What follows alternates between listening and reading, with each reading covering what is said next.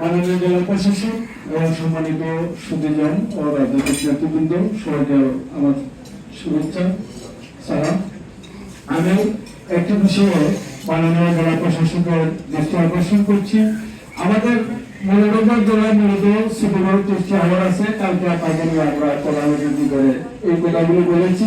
আমার কথা হচ্ছে বা আমাদের কথা হচ্ছে যেগুলি প্রত্যাপন করে ভোট দেওয়া হয়েছে বাকি প্রত্যাপনের উপর দুজনের ফিজিবিলিটি স্টাডি যেটা আপনি সমর্থ পোষণ করেছেন এটা যেন হয়।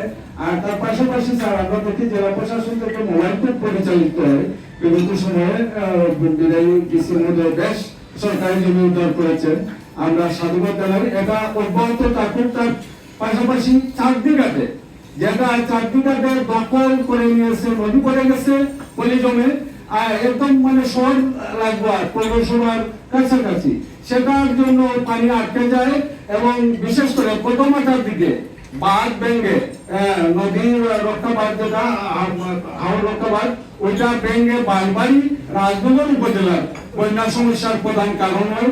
ওই জায়গাটা যারা দখল করছে ওই জায়গাটা উদ্ধারের আমি জোর দাবি জানাচ্ছি এবং ভবিষ্যতের বন্যা থেকে যেন আমরা মুক্ত থাকি সেই বিষয়ে আমাদের সতর্কতা অবলম্বন করা হচ্ছে।